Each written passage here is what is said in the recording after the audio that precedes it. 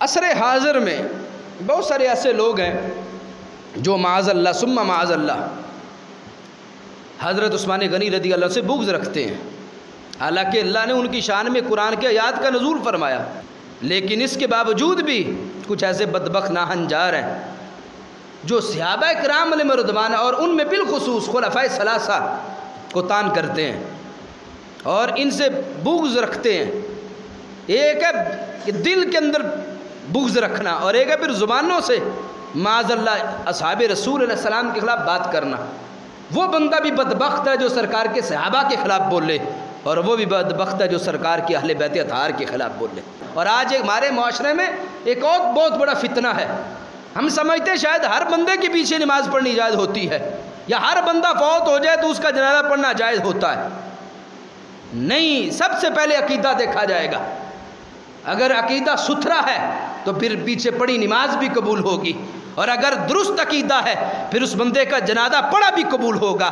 لیکن اگر عقیدے کے اندر بگاڑ ہو تو پیچھے نماز پڑھنا یا اس جنازہ پڑھنے سے بندے کا اپنا ایمان ضائع ہونے کا خطرہ ہے۔ جامع ترمذی کے اندر یہ حدیث پاک موجود ہے، حدیث نمبر 3718۔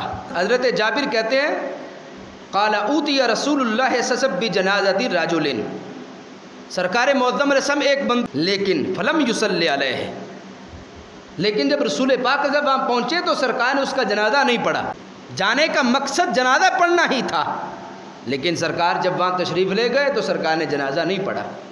صحابہ نے کیا فقیل یا رسول اللہ صلی اللہ علیہ وسلم ما رأیناک ترکت الصلاۃ علی احد قبل ھذا، اے میرے محبوب علیہ السلام اس سے پہلے ہم نے آج تک ایسا نہیں دیکھا کہ آپ جنازے پہ تشریف لائے ہوں اور آپ نے جنازہ نہ پڑھا ہو۔ وہ سبب کیا ہے؟ آج یہ انوکھا منظر ہم نے دیکھا ہے کہ آپ جنازے پہ تشریف بھی لائے ہیں اور ارادے بھی اسی سے کہ جنازہ پڑھنا ہے، لیکن جنازہ آپ نے پڑھا نہیں۔ وہ سبب کیا ہے؟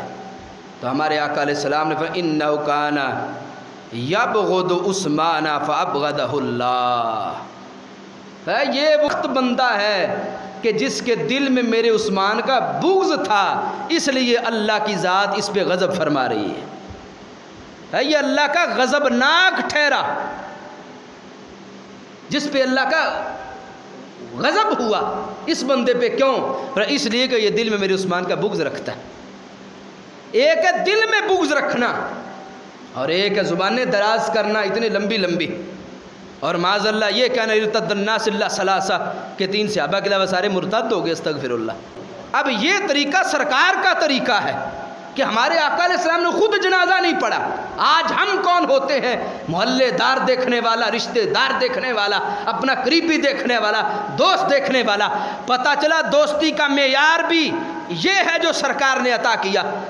لمبی چوڑی تقریریں اصحاب رسول کے خلاف کرنا تو دور کی بات ہے، اس کے دل میں میرے عثمان کا بغض ہے، اس لیے یہ اللہ کا پیارا نہیں ہو سکتا اور اس بات کا مستحق نہیں ہو سکتا کہ میں اس کا جنازہ پڑھوں۔